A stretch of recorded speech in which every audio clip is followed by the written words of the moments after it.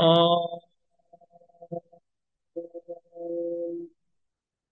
नमो भगवते वासुदेवाय। नारायणं नमस्कृत्यं नरं चैव नरोत्तमं देवीं सरस्वतीं व्यासं ततो जयमुदीरयेत्।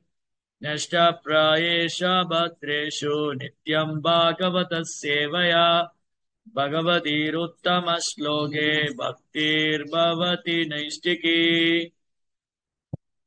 ஸ்ரீமத் பாகவதம் முதலாம் ஸ்கந்தம் 14வது அத்தியாயம் பதம் 1 முதல் 10 வரை.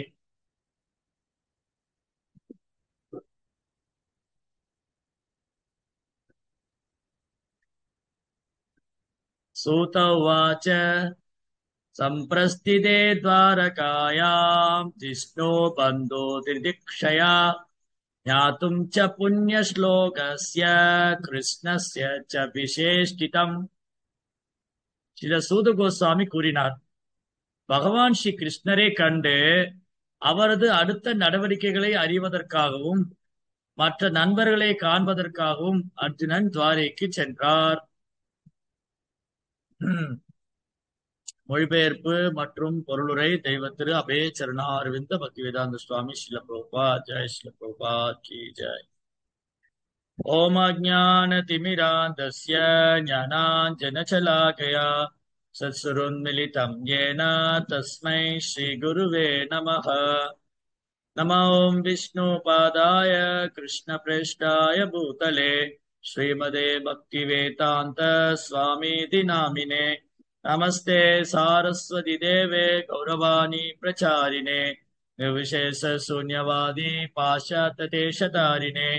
ஜெய ஸ்ரீ கிருஷ்ண சைதன்ய பிரபு நித்யானந்தா ஸ்ரீ அத்வைத கதாதர ஸ்ரீவாசதி கௌரபக்த விருந்தா. ஹரே கிருஷ்ணா கிருஷ்ண கிருஷ்ணா ஹரே ஹரே ஹரே ராம ராம ராம ஹரே ஹரே. ஹரே கிருஷ்ணா. பக்தர் எல்லாருக்கும் இனிமையான மாலை வணக்கம்.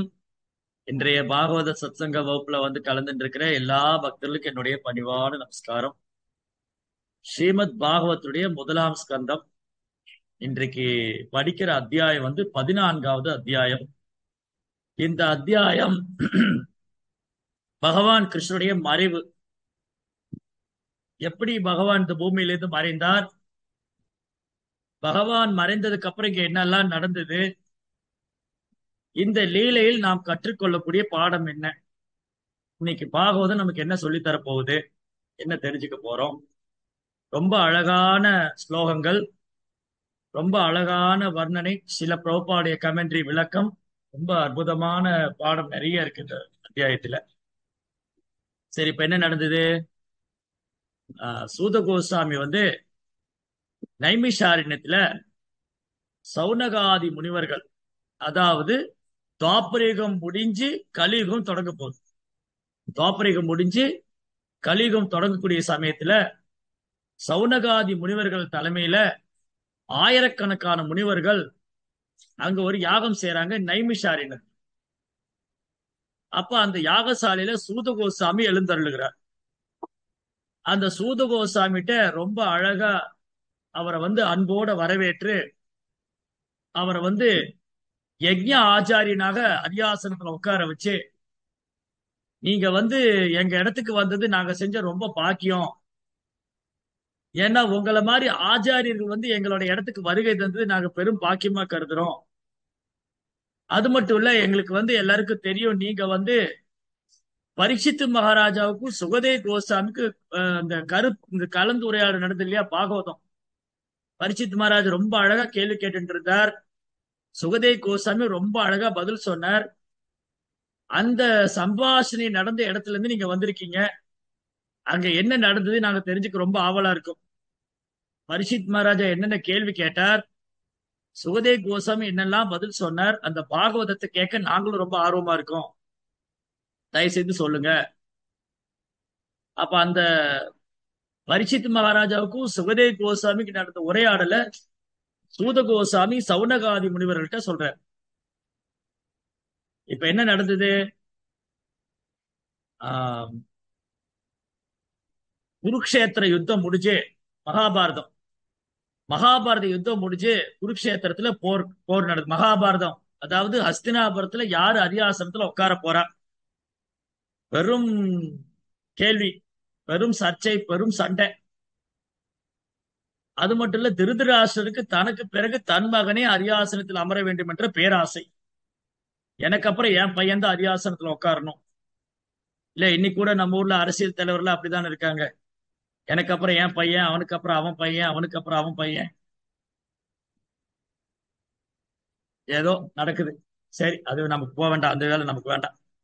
சரி, என்ன நடந்தது?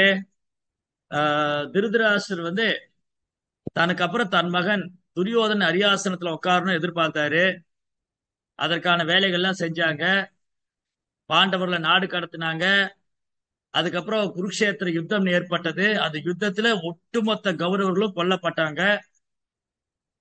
பகவான் ஸ்ரீ கிருஷ்ணர் ஆஹ், அவர் இந்த பூமியில் தோன்றியது, பகவான் இந்த பூமியில் தோன்றியதே அவர் காரணமற்ற கருணை.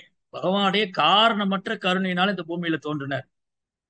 அப்படி இந்த பூமியில அவர் வரும்பொழுது ரொம்ப அழகா தன்னுடைய திட்டங்கள் எல்லாம் அவர் நிறைவேற்றிக் கொள்றார்.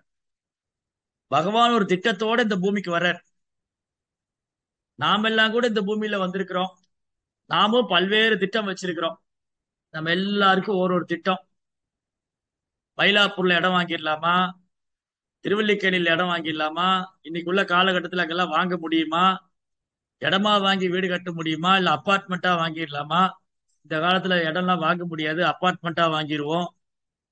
அதுக்கு என்ன பண்றது, எங்க லோன் போடலாம், எங்க அதிகமா சம்பளத்துக்கு வேலைக்கு போகலாம், இப்படி திட்டம் மேல திட்டம் போட்டு நம்ம திட்டம் பூரா எப்படி இந்த உலக வாழ்க்கையை அனுபவிக்கலாம், இல்லையா? இந்த பெரும்பாலும் நம்மளுடைய திட்டம் எல்லாம் என்னது? இந்த உலக வாழ்க்கையை எப்படியோ அனுபவிச்சிடணும். என்னிவே ஒரு நாள் சாக போறோம், இருக்கிற வரைக்கும் எல்லாத்தையும் அனுபவிச்சிடணும். அனுபவி ராஜா அனுபவின்னு பழைய சினிமா பாட்டு ஞாபகம் வருது. அந்த மாதிரி எல்லாத்தையும் அனுபவிச்சிருன்னு ஆசை. ஆனா பகவான் ஒரு திட்டம் வச்சுட்டு இருக்கார். பகவானுடைய திட்டம் என்ன சுவாமி? அது எப்படி எனக்கு தெரியும்? எனக்கு என் திட்டமே நடத்த முடியாம இருக்கு, என் திட்டமே நடக்குமோ நடக்காதோன்னு இருக்கு. இதுல பகவானுடைய திட்டம் என்ன எனக்கு எப்படி தெரியும்? பகவானது திட்டம் என்ன? இந்த உலகத்தை ஏன் அவர் படைத்தார்? நிறைய பேர் இந்த கேள்வி கேட்பாங்க சத்சங்கத்துல வந்து. சுவாமி, கடவுள் ஏன் இந்த உலகத்தை படைச்சாரு? ஏன் இங்க நம்ம கஷ்டப்படுறோம்? ஏன் இங்க நிம்மதியாவே இருக்க முடியல? ஏன் துன்பம் வருது? 1000 கேள்வி. ஏன் கடவுள் இந்த உலகத்தை படைக்கணும்? அப்ப பிரபுபாதர் வந்து ரொம்ப அழகா விளக்கம் கொடுத்தாரு. நாம விரும்பினாலதான் படைச்சாரு. நம்ம நிர்பந்தம் பண்ணோம் எனக்கு இந்த உலகம் வேணும். இல்லாட்டி அவருக்கு ஒண்ணு இந்த உலகத்தை படைக்கணும்னு ஆசையே இல்லை.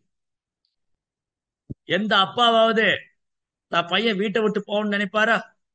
எந்த அப்பா அம்மாவாவது இவன் எப்படியாவது போனா பரவாயில்ல, இவன் வீட்டை விட்டு போனா போதும், அப்படி எந்த அப்பா அம்மாவும் நினைக்க மாட்டான். எந்த ஒரு அப்பா அம்மாவும் தன் பையன் தன்னை விட்டு போனா போதும் அப்படின்னு நினைக்க மாட்டான். எந்த அப்பாவும் நினைக்க மாட்டாங்க. பையன் ரொம்ப மோசமானவனா இருந்தா கூட, தப்பே பண்றான், மோசமான பையன், திருதராசர் பாருங்க, தன் பையன் அவ்வளவு தப்பு பண்றாரு, திருதராசர் விட்டு கொடுக்க மாட்டேங்கிறாரு. ஏன் பையன் அந்த ஒரு அட்டாச்மெண்ட், ஸ்ட்ராங் அட்டாச்மெண்ட், அவ்வளவு ஒரு வலுவான பற்றுதல், இல்லையா? எந்த அப்பா அம்மாவும் தன் பையன் வீட்டை விட்டு போனா போதுன்னு நினைக்க மாட்டாங்க. அதே போலதான் பகவான் கிருஷ்ணரோ நாம அவர் விட்டு பிரியறத விரும்பவே மாட்டார். ஏன்னா நம்ம எல்லாருமே ஜீவாத்மாக்கள் எல்லாரும் தோன்றியதே அவருடைய சேவைக்காக தான், பகவானுக்கு சேவை செய்யறதுக்கு தான்.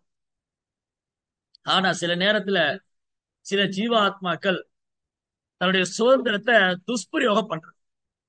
எப்படின்னா, இப்ப வந்து எனக்கு இங்க ஸ்கிரீன்ல பங்கஜம் மாதாஜி தெரியுறாங்க. பங்கஜம் மாதாஜிக்கு எவ்வளவு குழந்தைன்னு எனக்கு தெரியாது, ஏன்னா நான் உங்களுக்கு ஸ்கிரீன்ல தான் பாக்குறேன். ஒருவேளை பங்கஜம் மாதாஜிக்கு ஒரு 4 குழந்தை இருக்காங்கன்னு வச்சுக்கோங்களேன். இந்த 4 குழந்தை அவங்க சொல்றதை கேட்பாங்களா? இல்ல. ஒரு குழந்தை கேட்கும், 3 குழந்தை கேட்காது. இல்ல 3 குழந்தை கேட்கும், ஒரு குழந்தை கேட்காது. ஆனா பங்கஜம் மாதாஜி என்ன நினைப்பாங்க? 4 குழந்தையும் ஒரே மாதிரிதான் நினைப்பாங்க. இந்த 4 குழந்தையும் அவங்க குழந்தை தான். சொன்ன பேச்சு கேட்காத குழந்தையும் குழந்தை தான், கேட்கிற குழந்தையும் குழந்தைதான். ஆனா என்ன, இந்த சொன்ன பேச்சை கேட்கிற குழந்தை இருக்குல்லையே, அதுக்கு மேல ரொம்ப அன்பு இருக்கும். ஏன்னா அது சொன்ன பேச்செல்லாம் கேக்குது, ரொம்ப பிரியமா இருக்கு. இந்த கேட்காத குழந்தையும் சரி என்ன பண்றது, நமக்கு குழந்தையா வந்து வாச்சிட்டான், சரி இருந்துட்டு போட்டோம். அந்த பையனை வெளியே அனுப்புன்னு தோணுமா? தோணாது. சரி போட்டோம், இவன் விட்டு போனா போதும், அப்படி தோணாது. ஏன்னா என்னதான் என் குழந்தை இல்லையா? அதே மாதிரிதான் நம்ம எல்லாருமே பகவானுடைய குழந்தைங்க. நாத்திகனும் பகவானுடைய குழந்தைதான், அசுரனும் பகவானுடைய குழந்தைதான், கடவுள் இல்லைன்னு சொல்றவனும் கடவுளை மறுக்கிறவனும் பகவானுடைய குழந்தைதான். நாம கடவுளுக்கு மேல பக்தி பண்ற நாமளும் ஒரு குழந்தைங்க தான். பிரபுபாதர், ராமானுஜாச்சாரியர் அவங்களும் பகவானுடைய குழந்தைகள் தான். பிரபுபாதர், ராமானுஜாச்சாரியர் பகவானுக்கு பிரியமான குழந்தைங்க. நாம பகவானுடைய குழந்தைங்க. பகவானை வெறுக்கிறவங்களும் நாத்திகர்களும் அவர் குழந்தைகள் தான். சமோகம் சர்வபூதேஷு நமே துவேஷ அஸ்தி ந பிரியா ஏ பஜந்தி து மாம் பக்தியா மயி தே தேஷ்டா. கிருஷ்ணா சொல்றார் பகவத்கீதையில, அர்ஜுனா, நான் எல்லோருக்கும் சமமானவன். நான் யாரையும் வெறுக்கிறது இல்ல, யாரையும் பாரபட்சம் பார்க்கறது இல்ல. ஆனாலும் என் பக்தர்கள் மேல நான் தனி கவனம் செலுத்துறேன்.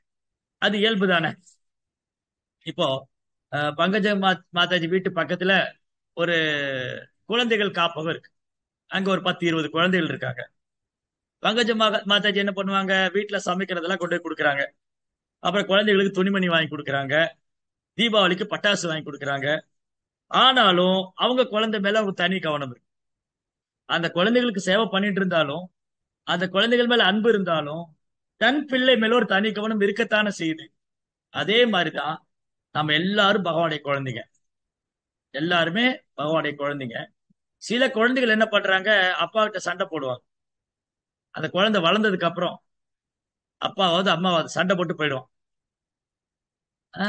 யாரையாவது காதல் பண்ணிட்டு அந்த பொண்ணு கூட போயிடுறான், இல்ல வேற பொண்ணு கல்யாணம் பண்ணிட்டு போயிடுறான், இல்ல சம்பாரிச்சோடனே அப்பா அம்மா பேச்ச கேட்கறது இல்ல.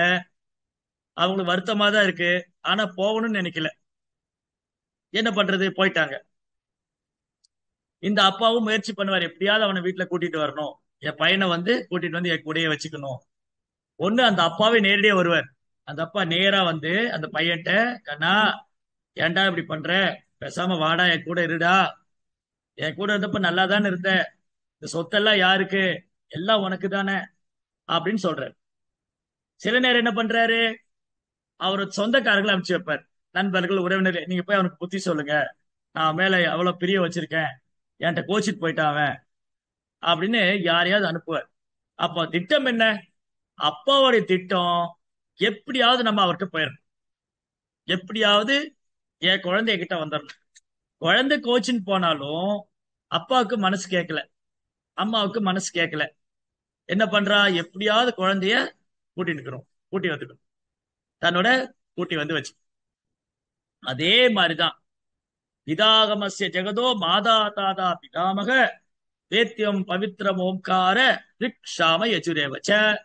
இந்த அகிலத்துடைய தந்தை தாய் முன்னோன் காப்பவன் எல்லாம் பகவான் கிருஷ்ணர் தான். சோ பகவான் என்ன பண்றாரு, நம்ம எல்லாம் ஒரு குழந்தைங்க, அவர் வேணான்னு வந்துட்டோம். இப்படி வேணான்னு இந்த குழந்தை எங்க போகும், அதுக்குதான் இந்த ஜட உலகம்.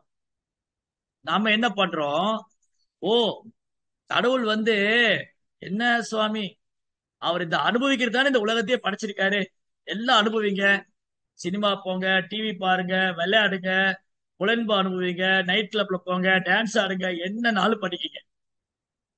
கிருஷ்ணரை மறந்து இருக்கிறது, கிருஷ்ணரை மறந்து இருக்கிறதுக்கு என்னென்ன திட்டம் போடுறோமோ போட்டுக்கிட்டே இருக்கு. ஜட உலகத்துல பாருங்க, நாளுக்கு நாள் கலியினுடைய வளர்ச்சி, கலியினுடைய வளர்ச்சினால நாளுக்கு நாள் கிருஷ்ணரை மறந்து இருக்கிறதுக்கு என்னெல்லாம் திட்டம் போடணும். TV, cinema, social media, so many things, எக்கச்சக்கமான விஷயம். ஆனா கிருஷ்ணா ரொம்ப கருணையோட அவரு இந்த உலகத்தை படைச்சு அவரு ஒரு திட்டம் வச்சிருக்காரு. நான் என்னுடைய திட்டம் என்னது, ஏன் திட்டம் வந்து, நம்ம திட்டம் வந்து கிருஷ்ணரை மறந்திருக்கணும், மறந்துட்டோம். கிருஷ்ணருடைய திட்டம் என்னது, எப்படியாவது இவங்களை திரும்பி கூட்டிட்டு போகணும். அதனால பகவான் இந்த உலகத்தை படைச்சதே நமக்கெல்லாம் ஒரு வாய்ப்பு கொடுக்கறதுக்காக. இது எப்படிங்க உங்களுக்கு தெரியும், அடுத்த கேள்வி வரும் இல்லையா, அது எப்படி உங்களுக்கு தெரியும்? நீங்க எப்படி சொல்றீங்க? கிருஷ்ணா வந்து இந்த உலகத்தை படைச்சதே உயிர்வாளிகளுக்காகிய நமக்கெல்லாம் வந்து ஜீவாத்மாவுக்கு ஒரு வாய்ப்பு கொடுக்கறதுக்கு. கிருஷ்ணாவுடைய திட்டம் உங்களுக்கு எப்படி தெரியும்? நீங்க கிருஷ்ணரை பார்த்திருக்கீங்களா? இல்ல கிருஷ்ணர் உங்ககிட்ட வந்து சொன்னார்? இல்ல யாராவது கேள்வி கேட்கலாம் இல்லையா? அந்த சாமிஜி வந்து கிளாஸ்ல சொல்றாரு, என்னமோ கிருஷ்ணர் இந்த உலகத்தை படைச்சதே நம்ம எல்லாம் அவர்கிட்ட திரும்ப வரணும்னு. இவர் என்ன கிருஷ்ணரை போய் பார்த்தாரா நேர்ல? இல்ல கிருஷ்ணர் அவர்கிட்ட வந்து காதுல சொன்னாரா, ஓ ஜெகதானந்த பிரபு இங்க வாங்க, உன் காதுல சொல்றேன், நான் இந்த உலகத்தை படைச்சதே உயிர்வாளிகள்லாம் என்கிட்ட திரும்ப வர்றதுக்கு தான், அப்படிதான் சொன்னாரா? சும்மா சொல்றாங்க. இல்ல, இத வந்து கிருஷ்ணாவுடைய திட்டம் என்ன அப்படிங்கறத நம்ம தெரிஞ்சுக்கணும். எப்படி தெரிஞ்சுக்கிறது? இப்போ கிருஷ்ணர் என் முன்னாடி இல்ல. கிருஷ்ணர் என் முன்னாடி இல்லாதனால அவருடைய திட்டம் என்ன நான் எப்படி தெரிஞ்சுக்கிறது? இங்க என்ன நடக்குது பாருங்க. பகவான் ஸ்ரீ கிருஷ்ணரை கண்டு அவரது அடுத்த நடவடிக்கைகளை அறியவும் மற்ற நண்பர்களை காணவும் அர்ஜுனன் துவாரைக்கு சென்றார். சரி சுவாமி, அப்ப கிருஷ்ணர் துவாரையில் இருந்தாரா? ஆமா இருந்தாரு. அர்ஜுனன் பார்த்திருக்காரா? பார்த்திருக்காரு. யுதிஷ்டிர மகாராஜா என்ன பண்ணாரு? யுதிஷ்டிர மகாராஜா அஸ்தினாபுரத்து அரியாசனத்துல உட்கார்ந்துட்டார். இந்த உலகத்துக்கே சக்கரவர்த்தி ஆயிட்டார். இது யாருடைய திட்டப்படி நடந்தது? கிருஷ்ணருடைய திட்டப்படி நடந்தது. யுதிஷ்டிர மகாராஜா வந்து அஸ்தினாபுரத்து அரியாசனத்துல அமரணும், பாண்டவர் தான் இந்த உலகத்தை ஆள வேண்டும். இது கிருஷ்ணாவுடைய திட்டம். இது பாண்டவர்களுக்கு புரிஞ்சுது. எப்ப புரிஞ்சுது? மகாபாரத யுத்தம் நடத்தும் போது கிருஷ்ணர் சொல்றாரு, இதெல்லாம் என்னுடைய திட்டம். இந்த அசுரங்கள் எல்லாம் ஒரு இடத்துல வர வச்சு இந்த யுத்தத்துல எல்லாரையும் கொண்டுட்டு பாண்டவர்களை இந்த அஸ்தினாபுரத்துக்கு சக்கரவர்த்தியா யுதிஷ்டரை உட்கார வச்சு நல்ல ஒரு ஆட்சி கொடுக்கணும். குடிமக்கள் எல்லாம் நல்லா சந்தோஷமா வாழணும். எல்லாரும் பக்தி செய்யணும், தர்மத்தை பின்பற்றணும், சனாதன தர்மத்தை பின்பற்றணும், திரும்பி என்கிட்ட வரணும். இதுதான் என் திட்டம். அப்போ கிருஷ்ணா வந்து தன்னுடைய திட்டத்தை நிறைவேற்றுவதற்காக இந்த மகாபாரத யுத்தத்தை ஏற்படுத்தினார். தன்னுடைய திட்டப்படி எல்லா அசுரர்களையும் ஒரு இடத்துல வர வச்சார். அவருடைய திட்டப்படி இந்த அசுரர்கள் எல்லாம் கொன்று விட்டார். யுத்தத்துல மடிந்து போனார்கள். அவருடைய திட்டப்படி அஸ்தினாபுரத்துல பாண்டவர்கள் அரியாசனத்துல உட்காந்து. இப்ப அடுத்தது என்ன பண்ணணும்? சரி, எல்லாம் கிருஷ்ணாவுடைய திட்டப்படி நடந்தது. பாண்டவர்களுக்கு புரிஞ்சுது, இந்த மகாபாரத யுத்தம் கிருஷ்ணர் விரும்புறாரு. அர்ஜுனன் கூட ஆரம்பத்துல சண்டை போட மாட்டேன்னு தான் சொன்னார். அர்ஜுனன் என்ன சொன்னாரு ஆரம்பத்துல? சண்டை போட மாட்டேன், இது பாவம். உங்களை எவ்வளவு பேர் பகவத்கீதையை படிச்சிருக்கீங்கன்னு தெரியாது. நீங்க பகவத்கீதை 18 நாள் வகுப்புல அட்டன் பண்ணிருப்பீங்க, பகவத்கீதை படிச்சிருப்பீங்க. 5 காரணங்கள் சொல்லி அர்ஜுனன் இந்த யுத்தத்தை நிராகரிக்கிறார். பதில் தெரிஞ்சவங்க சாட் பாக்ஸ்ல போடலாம். 5 விதமான காரணங்கள் சொல்லி அர்ஜுனன் இந்த யுத்தம் தர்மம் இல்ல, நான் செய்ய மாட்டேன் அப்படின்னு நிராகரிக்கிறார். ஒன்னொன்னா போடலாம், பதில் தெரிஞ்சவங்க எல்லாம் சாட் பாக்ஸ்ல போடலாம்.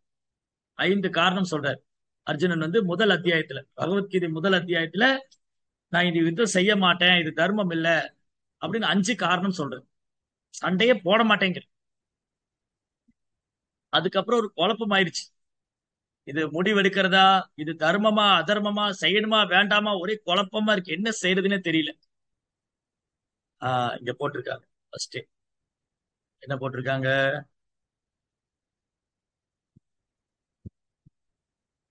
குருவை எதிர்த்து போர் செய்ய மாட்டேன்.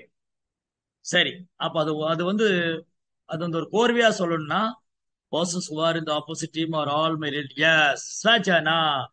ஸ்வஜனம்னா ஸ்வஜனா திருஷ்பேமம் ஸ்வஜனம் கிருஷ்ணா.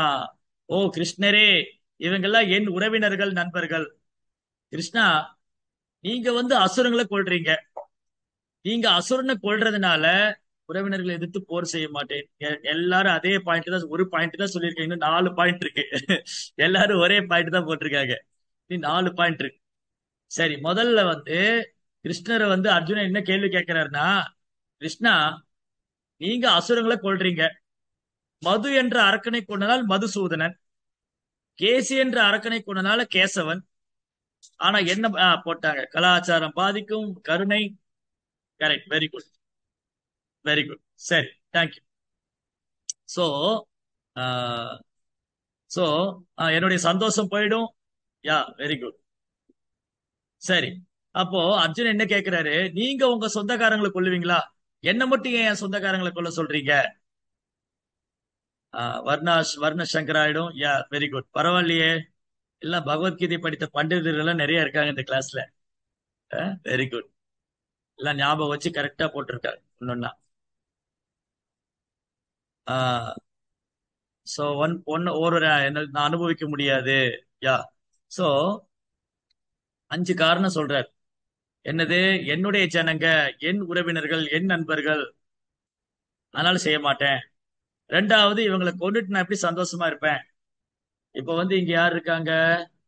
ஆஹ் தணிகை மலை ஐயா தெரியுறார். தணிகை மலை ஐயா வந்து நாளைக்கு அவங்க பர்த்டே பண்றாங்க குழந்தைக்கு. யாரையும் கூப்பிடாம அவர் மட்டும் பர்த்டே செலிப்ரேட் பண்ணுவாரா? எல்லாரையும் கூப்பிடுவாரு. நண்பர்கள், உறவினர்கள் எல்லாம் கூப்பிட்டு ரொம்ப கிராண்டா பண்ண சந்தோஷம். அப்போ இந்த உறவினர்களா கொண்டுட்டு, சொந்தக்காரங்கள் எல்லாம் கொண்டுட்டு நான் எப்படி சந்தோஷமா இருக்க முடியும்? என் சந்தோஷம் போயிடும். முதல்ல என் உறவினர்கள் கொல்ல மாட்டேன். ரெண்டாவது என் சந்தோஷம் போயிடும். மூணாவது குல தர்மம் நாசமாயிடும். நாலாவது வந்து இந்த பாவமே வந்து சேரும், இவங்களுக்கு கொள்றது பாவம். அஞ்சாவது இது தேவையற்ற கருணை. அர்ஜுன் இது கருணை நினைக்கிறார். அவங்க அவங்க வேணா பாவியா இருந்துட்டு போகட்டும், அந்த பாவிகளை கொண்டு நாம ஏன் பாவத்தை சேர்த்துக்கணும்? இது வந்து ஒரு பக்தனுக்கே உண்டான கருணையான குணத்தினால அர்ஜுனன் இந்த 5 காரணத்தை சொல்லி நிராகரிக்கிறார். என்னது? என்னுடைய ஜனங்க, என் சந்தோஷம் போயிடும், அப்புறம் வந்து குல தர்மம் போயிடும், பாவமே வந்து சேரும், அப்புறம் இரக்கம். இந்த 5 காரணம். இதெல்லாம் சொல்லி ஆர்கியூமெண்ட் பண்ணி அர்ஜுனால ஒரு முடிவுக்கே வர முடியல. குழம்பி போயிட்டார். குழப்பமா நிலை அடைச்சிட்டார். அப்புறம் என்ன பண்ணாரு? கிருஷ்ணரே தன் குருவா எடுத்துக்கிட்டார். கார்பண்ய தோஷோ பிரகத ஸ்வபாவா விச்சாமித்தாம் தர்மச்சமூட சேதாக எஸ்ய ஈஷாம் நிஷிதம் புருகுகி தன்மே சிஷ்யஸ்தேகம் சுவாதிமாம் தாம் பிரபந்தம். சாமி, இது பாகவதம் கிளாஸ் தான். நீங்க என்ன பகவத்கீதை பேசிட்டு இருக்கீங்க? பாகவதம் கிளாஸ்லயே பகவத்கீதை பேசிட்டு இருக்கீங்க? தொடர்பு இருக்கு இல்லையா? தொடர்பு இருக்கு. அப்போ அர்ஜுனனுக்கு முதல்ல கிருஷ்ணருடைய திட்டம் என்னன்னு புரியல. இந்த யுத்தம் செய்யணும்னு கிருஷ்ணர் விரும்புறாரு. அப்போ பகவானுடைய திட்டம் என்ன தெரிந்து செயல்படுவதுதான் ஒரு நல்ல பக்தருக்கான அடையாளம். ஒரு நல்ல பக்தருக்கான அடையாளம் என்னது? பகவான் என்ன விரும்புகிறார், அவரது திட்டம் என்ன, அந்த திட்டத்தை நிறைவேற்றுவதற்கு நாம் என்ன செய்ய வேண்டும். ஒரு நல்ல பக்தருக்கான அடையாளம் பகவானுடைய திட்டம் என்ன, அவர் என்னிடம் என்ன விரும்புகிறார், அந்த திட்டத்தை நிறைவேற்ற நான் என்ன செய்ய வேண்டும். இங்க வந்துருச்சு அந்த கேள்வி. பகவான் ஸ்ரீ கிருஷ்ணரை கண்டு அவரது அடுத்த நடவடிக்கை அறியவும். பகவானுடைய அடுத்த பிளான் என்ன, அவர் அடுத்து என்ன செய்ய போறாரு. யுதிஷ்டிர மகாராஜா வந்து அஸ்தினாபுரத்து அரியாசனத்துல உட்கார்ந்துட்டு இருக்காரு. இப்போ துவாரைக்கு அர்ஜுனன் அனுப்புறாரு. அர்ஜுனன் துவாரைக்கு போய், அர்ஜுனா நீ துவாரைக்கு போய் அங்க கிருஷ்ணருடைய அடுத்த பிளான் என்னன்னு தெரிஞ்சுட்டு வா. அவருடைய திட்டப்படிதான் எல்லாம் நடக்குது. அப்போ யுத்தம் செய்ய மாட்டேன்னு சொன்ன அர்ஜுனர் பகவத்கீதை கேட்டதுக்கு அப்புறம் என்னுடைய ஒரே குறிக்கோள் பகவானை திருப்திப்படுத்துறது தான், பகவானுடைய திட்டத்துக்கு உதவி செய்யறது தான். இதுதான் வந்து நம்ம வாழ்க்கையில முக்கியமா நம்ம முதல் பாடம். நம்ம வாழ்க்கையில் நாம் தெரிஞ்சுக்கிற முதல் பாடம் என்னன்னா, நம்ம எல்லாருமே வந்து பகவானுடைய திட்டம் என்னன்னு தெரிஞ்சுக்கணும். அந்த திட்டத்தை நாம வந்து என்ன திட்டத்துக்காக பகவான் இங்க வராருன்னு தெரிஞ்சுக்கணும். அந்த திட்டம் எந்த அளவுக்கு நமக்கு நன்மை தரக்கூடியதா இருக்குன்னு தெரிஞ்சுக்கணும். சரி, இப்ப நீங்க சொல்ற மாதிரி இதெல்லாம் துவாபர யுகத்தில் நடந்தது. பகவானுடைய திட்டம் என்னங்கிறது நாரதர் மூலமா தெரிஞ்சுக்கிட்டாரு யுதிஷ்டிர மகாராஜா. அர்ஜுனனு துவாரைக்கு அமிச்சாரு. பகவத்கீதை அதுக்கு முன்னாடி மகாபாரத யுத்தம் நடந்தது. பகவத்கீதை கேட்டு அர்ஜுனன் புரிஞ்சுக்கிட்டாரு பகவானுடைய திட்டம் என்னன்னு. நம்ம இப்ப எப்படி இல்லையே, நம்ம முன்னாடி கிருஷ்ணர் இல்லையே, எப்படி நான் பகவானுடைய திட்டம் என்னன்னு புரிஞ்சுக்கிறது? அதுக்குதான் ஆச்சாரியர், ஆன்மீக குருவானவர் பகவானுடைய பிரதிநிதியா இருக்கார். பகவானுடைய பிரதிநிதியா இருக்கிறதுனால பகவானுடைய திட்டம் என்னங்கிறது ஆன்மீக குருவுக்கு தெரியும். குருவுக்கு தெரியும். எப்படி குருவுக்கு தெரியும்? பகவானது சக்தி கொடுக்கிறார். பகவானுடைய கருணையால, பகவானுடைய அருளால ஆன்மீக குருவானவர் பகவானுடைய திட்டம் என்ன, அவர் எதுக்காக இந்த பூமியில அவதரிக்கிறாரு, அவர் அவதரிச்சு என்ன செய்யறாரு, நம்ம என்ன செய்யணும், பகவானுடைய திட்டத்தை நிறைவேற்றுவதற்கு நம்ம எப்படி அவர் அசிஸ்ட் பண்ணணும், எப்படி நம்ம அதை பயன்படுத்திக்கணும், இதெல்லாம் வந்து குருவுடைய கருணை. நீங்க பாருங்க, குருக்ஷேத்திரத்துல மகாபாரத யுத்தம் நடக்குது. அஸ்தினாபுரத்துல சஞ்சயன் உட்கார்ந்துட்டு இருக்காரு. அந்த குருக்ஷேத்திரத்துல என்ன நடக்குதுங்கிறத அஸ்தினாபுரத்துக்கு சஞ்சயன் சொல்றாரு. எப்படி சொல்ல முடிஞ்சது? சேட் பாக்ஸ்ல போடுங்க. சஞ்சயனால எப்படி அஸ்தினாபுரத்துல இருந்துட்டு குருக்ஷேத்திரம் நடக்கூடிய யுத்தத்தை சொல்ல முடிஞ்சது? யாருக்கு தெரியும்? எப்படி சொன்னார்? அஸ்தினாபுரத்தில் நடக்கூடிய பிரச்சனை, சண்டை, அந்த குருக்ஷேத்திரம் நடக்கூடிய சண்டைய அஸ்தினாபுரத்துல எப்படி சொன்னாரு? சுரேஷ் ஐயா கை தூக்கி இருக்காரு.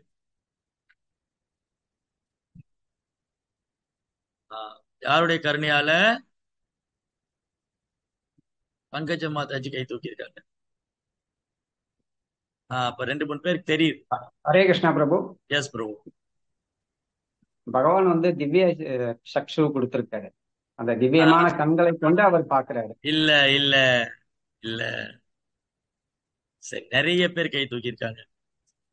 நாராயண் ஐயா, சரி. லக்ஷ்மி மாதாஜி,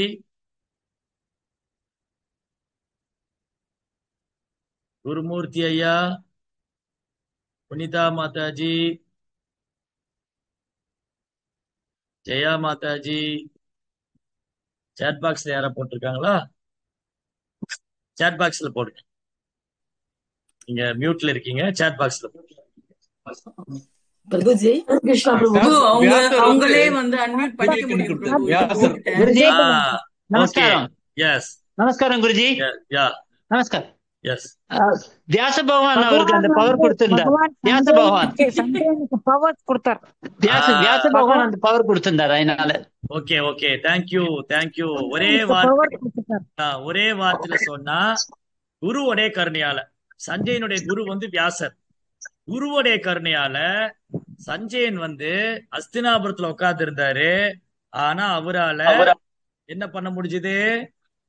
குருவுடைய கருணையால அஸ்தினாபுரத்துல இருந்த சஞ்சயன் குருக்ஷேத்திரத்தை என்ன நடக்குதுங்கிறத பார்த்து சொல்ல முடிஞ்சது. அதனால நமக்கு குருவுடைய கருணை கிடைக்கும் போது பகவானுடைய திட்டம் என்ன, அவர் எதுக்காக இந்த பூமியில அவதரிச்சிருக்காரு, ஏன் இந்த உலகத்தை படைச்சாரு, இதெல்லாம் தெரிஞ்சுக்க முடியும்.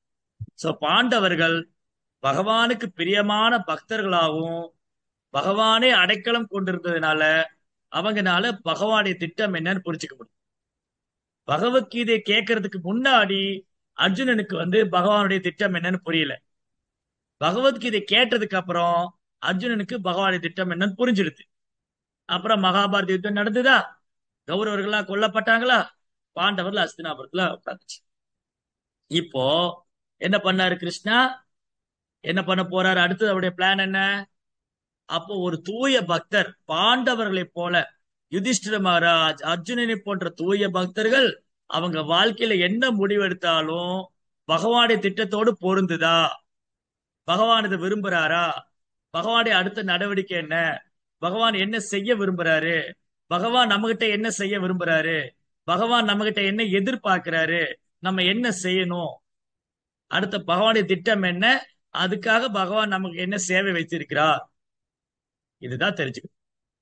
அதே போல பாண்டவருடைய அடிச்சுவட்டை பின்பற்றி நாம என்ன பண்ணணும்?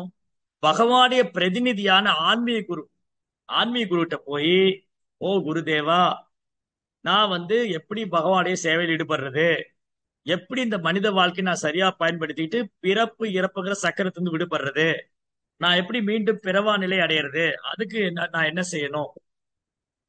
அப்போ ஆன்மீக குருவானவர் பகவானுடைய திட்டத்தை நிறைவேற்றுவதற்காக இந்த பூமியில வர்றார். பாண்டவர் 5 பகவானுடைய திட்டத்தை நிறைவேற்றுவதற்காக இந்த பூமியில வந்தாங்க. பகவானுடைய திட்டத்துக்கு ஒரு கருவியா செயல்பட்டாங்க. அதே போல நாமும் என்ன தெரிஞ்சுக்கணும்? பிரபுபாதர் வந்து ரொம்ப அழகா சொல்றாரு பாகவதத்திலயும் சரி, பகவத்கீதையிலும் சரி, நிறைய இடங்கள்ல பிரபுபா என்ன சொல்றாரு? பகவான் கிருஷ்ணர் இந்த ஜட உலகத்தை படைத்ததே நாம் எல்லாம் திரும்பி அவர்கிட்ட வர்றதுக்கு தான். நம்ம எல்லாருமே திரும்பி அவர்கிட்ட வரணும், அதான் அவருடைய விருப்பம். அந்த விருப்பத்தை நிறைவேற்றுவதற்காக தான் பகவான் இந்த பூமியில வர்றார். நம்ம எல்லாம் திரும்பி அவர்கிட்ட வரணும். ஒன்று. அதே குறிக்கோளுக்காக தான் ஆச்சாரியர் அமைச்சு வைக்கிறார். அதே குறிக்கோளை நிறைவேற்றுவதற்காக ஆச்சாரியர் மாதிரி வர்றார். பகவான் என்ன சொல்றாரு பகவத்கீதை மூலமா? என்னுடைய பக்தராக என்ன நமஸ்காரம் பண்ணுங்க, என்ன வழிபாடு பண்ணுங்க, சத்தியமா என்கிட்ட வந்துருவீங்க. ஆச்சாரியர் என்ன சொல்றாரு? கிருஷ்ண நாமத்தை சொல்லுங்க, கிருஷ்ணரை வழிபடுங்க, அவருக்கு சேவை பண்ணுங்க, கிருஷ்ணாட்ட போயிடலாம். அப்ப 2 பேர் திட்டம் ஒண்ணா இருக்கா? அவ்வளவுதான். சோ அதனால நம்ம என்னைக்குமே பகவானுடைய திட்டத்தை அனுசரிச்சு நம்ம திட்டம் போடணும். பகவானுடைய திட்டத்தை புரிஞ்சுக்காம நாம ஒரு திட்டம் போட்டா அது நடக்காது. நடக்காது. தலைகீழ் இல்ல நடக்காது. ஏன்னா இந்த ஜட உலகமே அப்படிதான் டிசைன் பண்ணிருக்கு.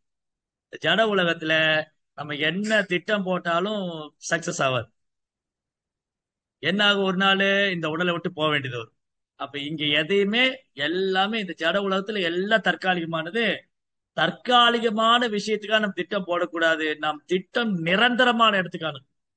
எங்க போனா திரும்ப வரமாட்டோமோ, எங்க போனா துன்பமே இல்லையோ, எங்க போனா நித்தியமான ஆனந்தம் சந்தோஷம் எப்பவுமே இருக்குமோ அந்த இடத்துக்கு போறதா திட்டம். நதத் பாஷேதே சூரியோ நச சாங்கோ ந பாவகா எத்கத்வான நிவர்த்தந்தே தத்தாம பரமமம. அர்ஜுனா, என்னோட உலகத்துல சூரியன் தேவையில்லை, சந்திரன் தேவையில்லை, மின்சாரம் தேவையில்லை. அங்க ஒருத்தர் வந்துட்டா திரும்ப இங்க வர வேண்டியதில்லை. அது வைகுந்தா. வைகுந்தன்னா துன்பமே இல்லாத இடம். இந்த உலகத்துல எல்லாருமே துன்பம் இல்லாம இருக்குன்னு ஆசைப்படுறாங்க. ஆனா இங்க சாத்தியம் இல்லை. அது பகவானுடைய உலகத்துலதான் சாத்தியம். அந்த இடத்துக்கு கூட்டிட்டு போறதுதான் பகவான் இங்க வர்றாரு. அதுக்காக தான் தூய பக்தர்களையும் அனுப்பிச்சு வைக்கிறார். இப்போ மகாபாரத யுத்தம் எல்லாம் முடிஞ்சு அஸ்தினாபுரத்துல யுதிஷ்டிர மகாராஜா வந்து சக்கரவர்த்தியா உட்காந்துட்டு அர்ஜுன் அனுப்புறாரு. நீ போய் துவாரகையில போய் கிருஷ்ணாவுடைய அடுத்த திட்டம் என்னன்னு தெரிஞ்சுட்டு வா, நம்ம நண்பர்கள் எல்லாம் பார்த்துட்டு வா அப்படின்னு அனுப்பிச்சாரு. சரி, அடுத்து என்ன நடந்தது?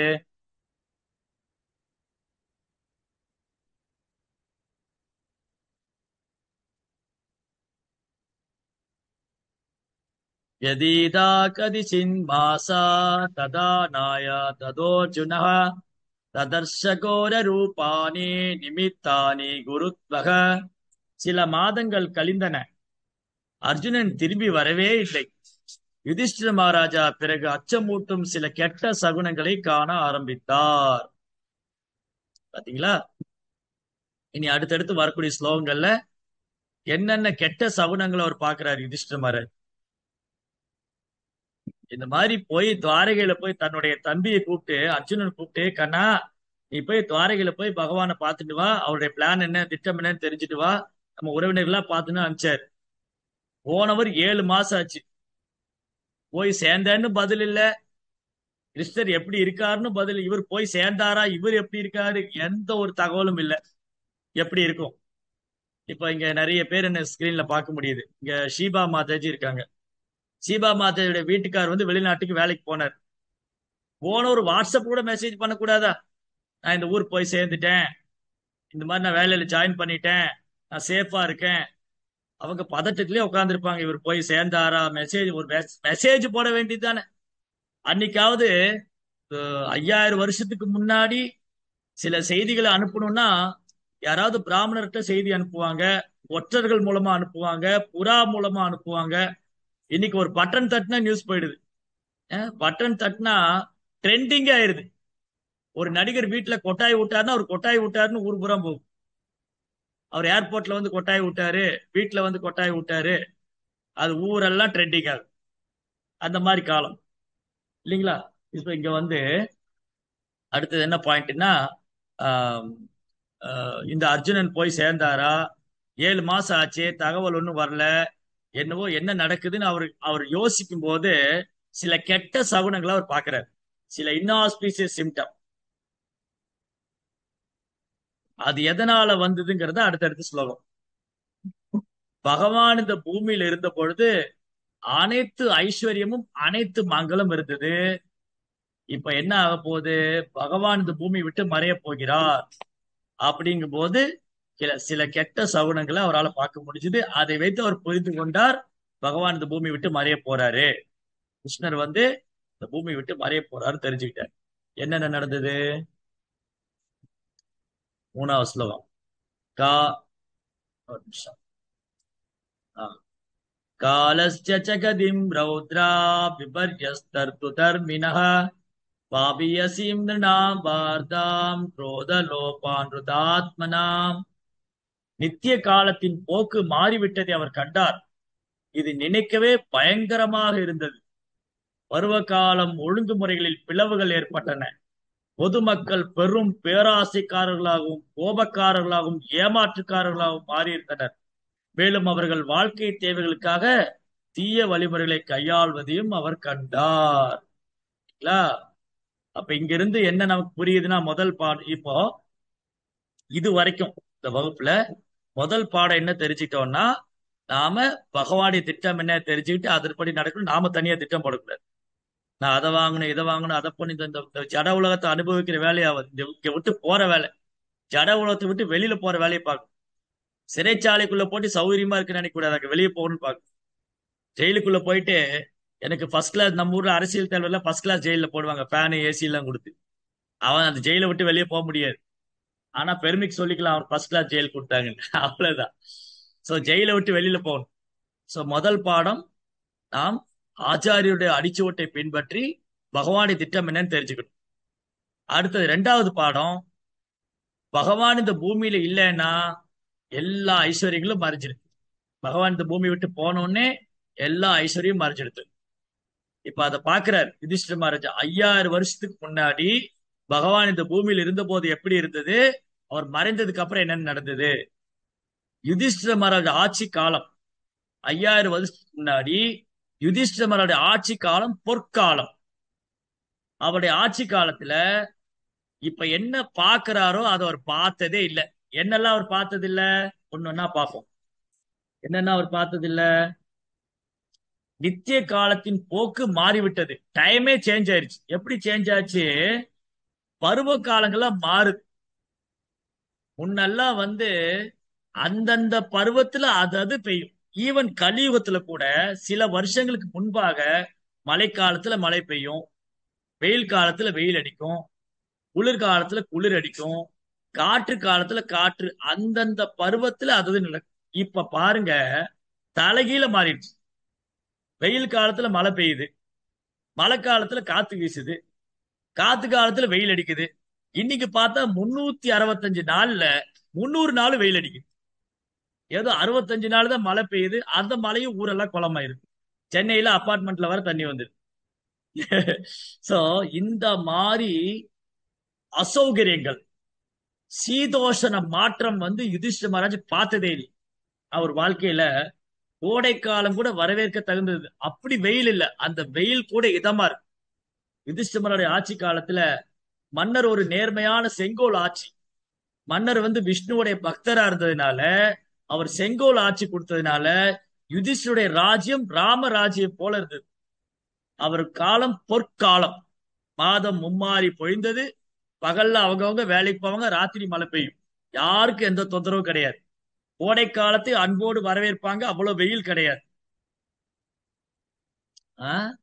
அந்தந்த பருவத்துல அது பெய்யும். இன்னைக்கு பாருங்க, விவசாயி பூமியில விவசாயம் பண்றதுக்கு வானத்தை பார்த்துட்டு இருப்பாரு, மழையே பெய்யாது. அவர் பயிரெல்லாம் நட்டு வச்சிருப்பாரு, மழை பெஞ்சு ஊரெல்லாம் தண்ணியாய் பயிரெல்லாம் அடிச்சுட்டு போயிடும். அப்போ இது என்ன காரணம், கலியினுடைய தாக்கம் அதிகரிச்சுக்கிட்டே இருக்கு. பாவகரமான வாழ்க்கையை வாழ்றது, பசுவை கொள்றது, பாவகரமான செயலில் ஈடுபடுவது, மது அருந்துவது, மாமிச பட்சணங்களை சாப்பிடுவது, தகாத ஒரு சூதாட்டம், இதெல்லாம் நாளுக்கு நாள் அதிகமாகும் போது இயற்கையில் மாற்றம் ஏற்படுது. சீதோஷ்ணத்திலே மாற்றம் ஏற்படுது. பருவ காலத்தில் ஒழுங்குமுறை இல்ல. இது எப்ப பாக்குறாரு, கலியுகம் தொடங்க போகுது. தாப்பரயுகம் முடிஞ்சு கிருஷ்ணா இந்த பூமியில லீலையை முடிச்சுட்டு மறைஞ்சு போறாரு. கலியுகம் தொடங்க போகுது. இதெல்லாம் அவர் பார்க்க ஆரம்பிக்கிறார். அடுத்தது, பொதுமக்கள் பேராசைக்காரர். இன்னைக்கு எல்லாருக்கும் பேராசை. அன்னைக்கு யுதிஷ்டிர மகாராஜ் ஆட்சியில யுதிஷ்டிர மகாராஜ் இந்த உலகத்தை ஆண்ட போது அவர் வாழ்க்கையில பேராசைக்காரங்களை பார்த்ததே இல்லை. ஏன்னா எல்லாருக்கும் எல்லாம் கிடைச்சது. யதா ராஜா ததா பிரஜா. மன்னன் எவ்வளியோ மக்கள் அவ்வளி. இன்னைக்கு மன்னன் திருடனா இருக்கா, மக்களும் திருடர்களா இருக்கு. ஏன்னா திருடர்கள் தானே தேர்ந்தெடுத்திருக்காங்க.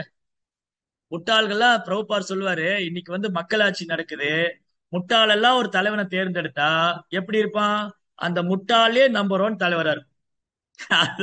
அதுதான் கலியுகத்தில் நடக்குது. அது தமிழ்நாட்டுல 100க்கு 100 பொருந்தும். அப்படித்தான் நடக்குது. எழுத படிக்க தெரியாதவங்க, மலைக்கு கூட ஸ்கூலுக்கே போகாதவங்க, அவங்க எல்லாம் தலைவரா எடுத்து வச்சிட்டாங்க. சாராய கடை நடத்துறவங்க என்ன பண்றது? சரி, அந்த டிபார்ட்மெண்ட் வேண்டாம், இங்க என்ன நடக்குதுன்னு பாப்போம். பொதுமக்கள் வெறும் பேராசைக்காரர்கள். அப்ப யுதிஷ்டிர ஆட்சியில மக்களுக்கு பேராசை கிடையாது. ஏன்னா எல்லாருக்கும் எல்லாம் கிடைச்சது. இல்லைன்னு ஏழைங்கிற பேச்சுக்கு இடம் இல்ல. எல்லாருக்கும் நிலம் இருந்தது, பசுமாடுகள் இருந்தது, கௌவேர தனவான் தானியேன தனவான். யாரு இன்னைக்கு பணக்காரன்? இன்னைக்கு பேங்க்ல பணம் வச்சிருந்தா, ஆடிக்கார அமாவாசைக்கார வச்சிருந்தா பணக்காரன். அன்னைக்கு யாரு பணக்காரன்? எவ்வளவு பேருக்கு நிலம் இருக்கு, எவ்வளவு பேர் பசுமாடு வச்சிருக்காங்க, அவங்க செல்வந்தரா இருந்தாங்க. அப்ப யாருக்கும் ஒரு குறையும் இல்ல. பஞ்சம், வறட்சி, நோய், தொற்று வியாதி, உணவு பற்றாக்குறை, ஒரு தொந்தரவும் கிடையாது. நிம்மதியா வாழ்ந்தாங்க. பேராசையும் கிடையாது, கோவமே கிடையாது. இன்னைக்கு பாருங்க, வீட்டுல உள்ள நாய் வரைக்கும் கோவம் வருது பிஸ்கட் கிடைக்கல அப்படின்னு. ஆனா அன்னைக்கு பேராசைக்காரும் கிடையாது, கோபக்காரர். யுதிஷ்டிர மகாராஜ் ஆட்சி செய்யும் போது பேராசைக்காரரும் கிடையாது, கோபக்காரங்களும் கிடையாது, ஏமாற்றுபவரும் கிடையாது. எனக்கு ஏமாத்த வேண்டிய அவசியமே இல்லையே. எனக்கு எதாவது கிடைக்கலன்னு தான் நீ ஏமாத்தணும். எனக்கு தான் எல்லாம் கிடைக்குது, நான் ஏன் ஏமாத்தணும்?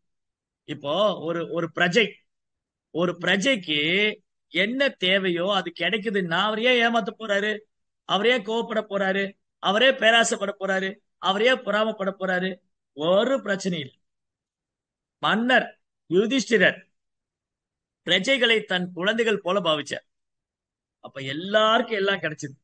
அதனால மக்களுக்கு பேராசையும் கிடையாது, தனக்கு ஒன்னும் கிடைக்கலன்னு கோபம் வரல, எதுவும் கிடைக்கலன்னு ஏமாற்றமும் இல்லை.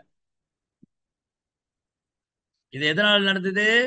பகவானுடைய தாமரை பாதம் இந்த பூமியில் இருந்ததாலும், பகவானுடைய பிரதிநிதியாக நர தேவதா மனித வடிவில் வாழும் தேவனாக யுதிஷ்டர் இருந்ததுனால மக்கள் எல்லாம் நிம்மதியா வாழ்ந்தாங்க. நிம்மதியா வாழ்ந்தாங்க. இன்னைக்கு என்ன ஆச்சு பாருங்க. இன்னைக்கு ஓட்டு போட்ட மக்களுக்கு, ஓட்டு போட்டு தேர்ந்தெடுத்த அரசியல் தலைவனுக்கு பேராசை. இந்த 5 வருஷம் பத்தாது, இன்னொரு 4-5 வருஷம் சேர்த்து கூட அனுபவிக்கணும், நிறைய இடம் வாங்கணும், சொத்து வாங்கணும், எல்லாத்தையும் சுரண்ட வரைக்கும் சுரண்டணும். அடுத்தது மக்கள் ஓட்டு போடுவாங்கன்னு தெரியாது. எவ்வளவு பணம் திருடினாலும் பேராசை தீரல. அப்புறம் கோபம் வருது. ஓட்டு போட்ட மக்கள் கேள்வி கேட்டா கோபம் வருது. அப்புறம் மக்களே ஏமாத்துறாங்க இல்லையா? ஓட்டு போட்ட மக்களை ஏமாத்துறாங்க. மக்கள் ஏமாந்துகிட்டே இருக்காங்க. மேலும் அவர்கள் வாழ்க்கை தேவைகளுக்காக தீய வழிமுறையில் கையாள்வதை அவர் கண்டார். எப்போ? யுதிஷ்டிர மகாராஜுடைய ஆட்சி காலத்துல மக்கள் எந்த தீய வழியிலும் போனதில்லை. ஏன்னா அதுக்கு அவசியமே இல்லை. ராஜாவே எல்லாம் கொடுத்துட்டாரு, எதுக்கு தீய வழியில போகணும்? இன்னைக்கு மக்கள் பணம் சம்பாதிக்கிறதுக்காக பெயர், புகழ், பதவி, அரசாங்க உத்தியோகம், எப்படியாவது லஞ்சம் கொடுத்து யாரையாவது ஏமாத்தி யாரையாவது எதையாவது செஞ்சாவது, கொன்னாவது, கொலை செஞ்சாவது அந்த இடத்துக்கு வந்துடும். பதவி ஆசை, அதிகார ஆசை, அதிகாரி ஆகணும், அரசு உத்தியோகம் வேணும், எதையாவது பண்ணி. இதுதான் ரிஷபதேவர் சொல்றாரு, நூனம் பிரமத்த குரு தேவி கர்மா ஏ இந்திரிய பிரீத்தி ஆத்மநோயம். தன் புலன்களை திருப்தி செய்யறதுக்காக மக்கள் புலன்பு வாழ்க்கையில பித்து பிடிச்சு போய் என்ன வேணாலும் செய்யலாம். சாஸ்திரத்துக்கு எதிராக என்ன வேணாலும் செயல்படும். பிரமத்தான பித்து பிடிச்சவன். விகர்மானா சாஸ்திரத்துக்கு எதிரான செயல், பாவகாரியங்கள். நீங்க எல்லாம் பகவத்கீதை படிச்சிருப்பீங்க. கர்மா, அகர்மா, விகர்மா. கர்மானா சாஸ்திரத்துல சொல்லியிருக்கிற செயல், புண்ணிய செயல்கள். விகர்மானா சாஸ்திரத்துக்கு எதிராக அதர்ம பாவகாரியம் செய்வது. அகர்மான பக்தியோடு செயலாட்டும். சரி, அப்ப இன்னைக்கு என்ன ஆச்சு? யுதிஷ்டிர மகாராஜா இதெல்லாம் பார்த்ததே இல்லை. அவர் ஆட்சி காலத்துல யுதிஷ்டிர மகாராஜா இதெல்லாம் பார்த்ததே இல்லை. எதெல்லாம் பார்த்தது இல்ல? பேராசைக்கார மக்கள், கோபக்காரங்க, ஏமாத்துறவங்க, அப்புறம் வாழ்க்கை தேவைக்காக கெட்ட வழியில பணம் சம்பாதிக்க நினைக்கிறவங்க, இவங்களெல்லாம் பார்த்ததே இல்லை. அதெல்லாம் யுதிஷ்டிர மகாராஜ் பாக்குறாரு. இதோட அறிகுறி என்ன? கிருஷ்ணர் மறைய போறாரு, கலியுகம் தொடங்க போகுது. சரி, அடுத்தது 4ஆம் ஸ்லோகம்.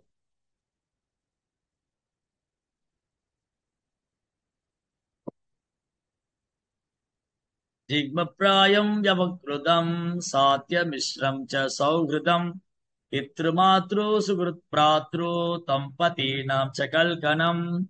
பாருங்க, வேற என்னெல்லாம் பாக்குறார். இதெல்லாம் யுதிஷ்டிர மகாராஜ் தன் வாழ்க்கையில பார்த்ததே இல்லை. என்னதெல்லாம் பார்த்தது இல்ல?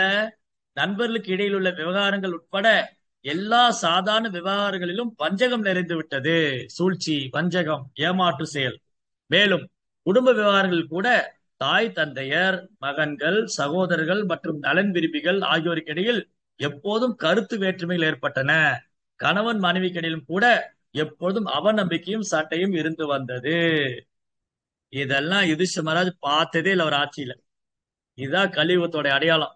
கலியுகத்துல கணவன் மனைவி 2 பேர் தான் இருக்காங்க, சண்டை போட்டு நிம்மதியாவே இருக்க மாட்டாங்க. கணவனா, ஐயோ வீட்டுக்கு போனா அவ சண்டை போடுவாளே, பேசாம ஆபீஸ்லயே ஓவர் டைம் பண்ணிட்டு இங்கே இருந்துக்கலாமா இன்னைக்கு. மனைவியா, பேசாம இந்த ஆளை விட்டுட்டு ஒரு வாரம் அம்மா வீட்டுல போய் இருக்கலாம்னு நினைக்கிறேன். இப்படிதான் கலியுகம். சோ கலியுகத்துல இதெல்லாம் யுதிஷ்டிர மகாராஜ் பாக்குறாரு. கணவன் மனைவிக்குள்ள ஒற்றுமை இல்ல, சண்டை சச்சரவு, நிம்மதி இல்ல, நம்பிக்கையே இல்ல. முதல்ல முன்னெல்லாம் நம்பிக்கையோட திருமணம் நடந்தது. எதன் அடிப்படையில? குணத்தின் அடிப்படையில.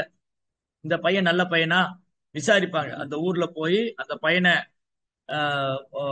மாப்பிள்ளை பார்த்தவங்க அந்த மாப்பிள்ளைய பத்தி விசாரிப்பாங்க. அப்புறம் பொண்ணு பார்த்துட்டு அந்த பொண்ணை பத்தி இந்த ஊர்ல விசாரிப்பாங்க. பொண்ணு நல்ல பொண்ணா, கெட்ட பழக்கம் ஒண்ணும் இல்லையா, அவங்க அப்பா அம்மா எப்படி, அந்த குடும்பம் எப்படி. இன்னைக்கு அப்படி இல்ல. பையன் எவ்வளவு சம்பாதிக்கிறாரு, மாசம் ஒரு 1.5 லட்சம் 2 லட்சம் வருமா, அவர் ஐடி கம்பெனில ஒர்க் பண்றாரா, கார் பங்களா எல்லாம் வச்சிருக்காரா அப்படின்னா பேசுவாங்க, இல்லாட்டி பேசாதீங்க. பொண்ணு ரொம்ப அழகா இருக்காளா, நயன்தாரமா இருக்காளா, பேசுவாங்க, இல்லாட்டி பேசாதீங்க. இந்த மாதிரி இன்னைக்குள்ள கல்யாணங்கிறது ஒரு அக்ரிமெண்ட் தான். அழகின் அடிப்படையிலையும் பௌதிக அழகு, உடல் சார்ந்த அழகு, பௌதிக வசதி, உடலின்பம், இதுலதான் கல்யாணம். இது கொஞ்சம் பிடிக்கலையா உடனே டைவர்ஸ். நீ என்னை எதிர்த்து பேசுற, நீ வேண்டாம், நீ எனக்கு வேண்டாம். ஓ நீ வேலைக்கு போற, நானும் வேலைக்கு போறேன், என்ன ஒற்றுமை, என்ன என்ன சொல்லணும், வரும் சட்டை. இதெல்லாம் யுதிஷ்டிர மகாராஜ் பார்த்ததே இல்லை. என்னெல்லாம் பார்த்தது இல்ல? அப்பா, அதாவது தாய் தந்தையர், மகன்கள், சகோதரர்கள் ஆகியோருக்கிடையில் எப்பவும் கருத்து வேறுபாடு. முன்னெல்லாம் கூட்டு குடும்பம் இருக்கும். எனக்கு தெரியாது, நான் சின்ன வயசுல இருந்து இப்போ இங்க பங்கஜம்மால இருக்காங்க. அவங்க எல்லாம் சின்ன வயசுல பார்த்திருப்பாங்க. அவங்க வீட்டுல தாத்தா, பாட்டி, அத்தை, மாமா எல்லாம் ஒரு 10 20 ஒரு 50 பேர் இருப்பாங்க. அது யார் என்ன பேசலாம்னு தாத்தா சொன்னா பேசாம அமைதியா இருந்துருவாங்க. இல்ல அப்பா சொல்றாரு, இல்ல பெரியவங்க சொன்னா எதுவும் எடுத்து பேச மாட்டாங்க. கருத்து வேறுபாடு இருக்கத்தான் செய்யும், ஆனா அவங்க சொல்லிட்டாங்கன்னா அமைதியா போயிடும். இன்னைக்கு அப்படியா? அப்பா சொன்னா பையன் கேட்க மாட்டேங்கிறான், அம்மா சொன்னா பொண்ணு கேட்க மாட்டேங்கிறான். நண்பர்களுக்குள்ள கருத்து வேறுபாடு, கணவன் மனைவிக்குள்ள நம்பிக்கை இல்லை. எல்லாம் கலியுகத்தோட தாக்கம். காரணம் என்னன்னா, கிருஷ்ண உணர்வற்ற சமுதாயம் நிம்மதியா இருக்க முடியாது. இறை உணர்வற்ற சமுதாயம். இன்னைக்கு பெரும்பாலும் மக்கள் பௌதிக கல்வி படிச்சு கிருஷ்ண பக்தி இல்லாம பௌதிகமான எந்திரங்களோட வாழ்ந்து வாழ்ந்து எந்திரமாவே ஆயிட்டாங்க. போன் கூட தான் 24 மணி நேரம் இருக்கு. வீட்டுல போனா அப்பா ஒரு போன் வச்சிருப்பா, அம்மா ஒரு போன், பையன் ஒரு போன், பொண்ணு ஒரு போன், ஆளுக்கு ஒரு மூலையில போனை வச்சுட்டு ஒரு ரூம்ல உட்காந்துரும். அப்புறம் எங்க அங்க அன்பு பரிமாற்றமும்? எந்திரத்தோட வாழ்ந்து வாழ்ந்து இன்னைக்கு மனுஷனும் எந்திரமாவே ஆயிட்டான். ஒரு காலத்துல ரோபோ எல்லாம் கண்டுபிடிச்சாங்க, விஞ்ஞானிகள் ரோபோ கண்டுபிடிச்சாங்க. இன்னைக்கு அதுக்கு அவசியமே இல்லை, நம்ம மனுஷனே ரோபோ மாதிரி தான் இருக்கான். இன்னைக்கு ரோபோ எல்லாம் தனியே கண்டுபிடிக்க வேண்டாம். இன்னைக்கு காலகட்டத்துல மனிதனே ரோபோ ஆயிட்டான். அதெல்லாம் ரோபோ எல்லாம் கண்டுபிடிக்க வேண்டிய அவசியம் இல்லை, மனுஷனே எந்திரமா தான் இருக்கான். சரி, இதெல்லாம் யுதிஷ்டிர மகாராஜ் பார்க்கவே இல்லை.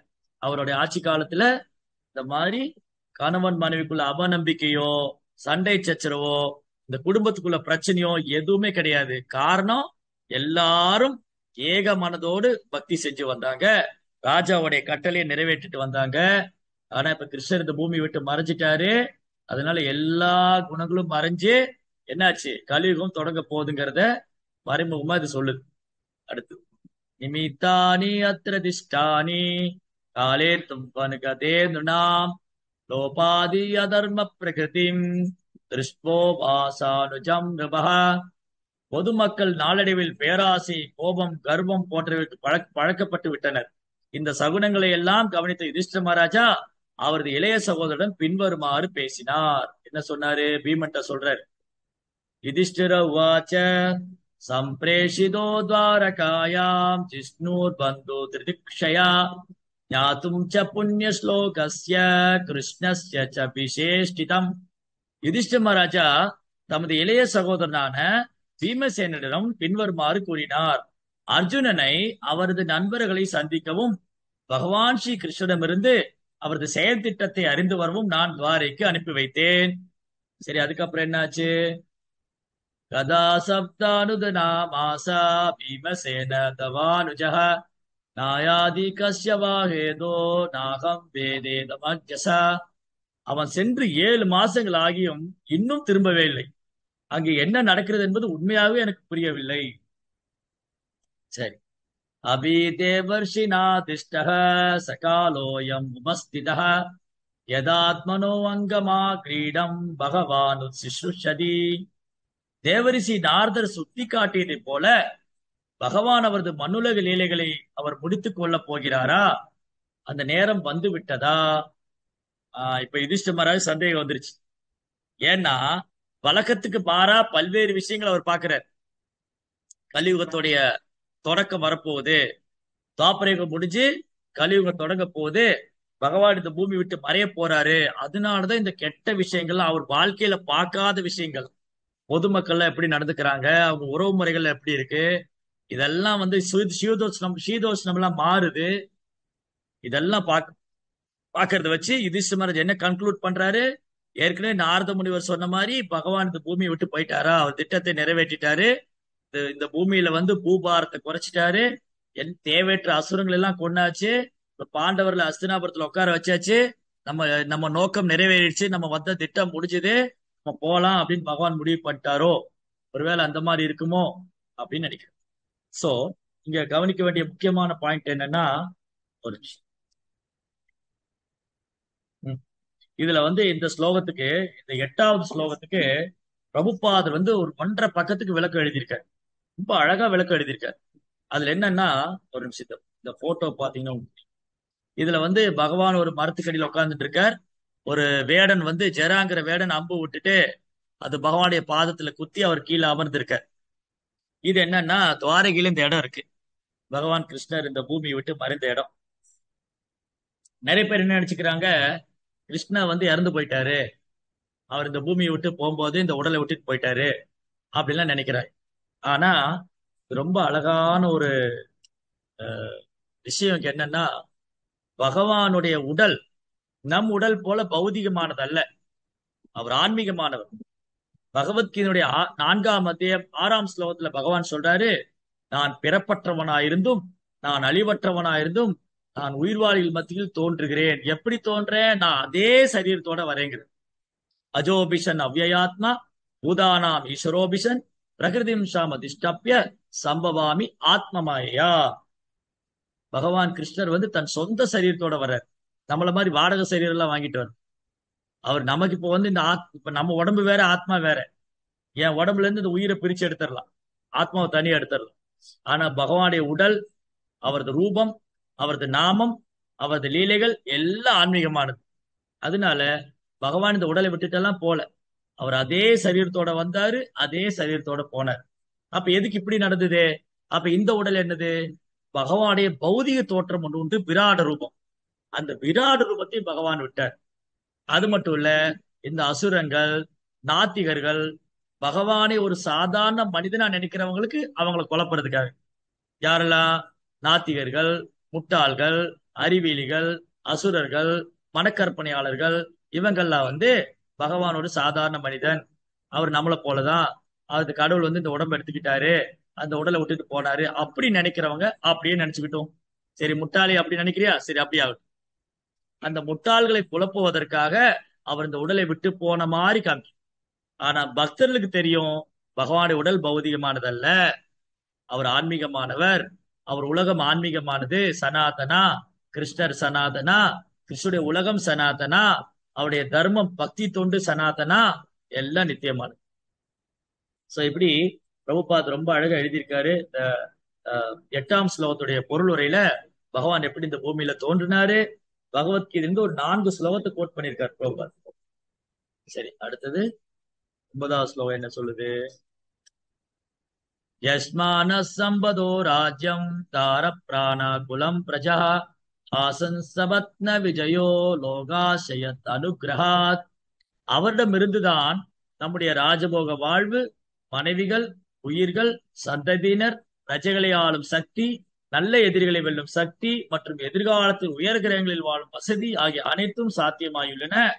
நம் மீதான அவரது தனிப்பெரும் கருணையே காரணம். இது ரொம்ப முக்கியமான விஷயம்.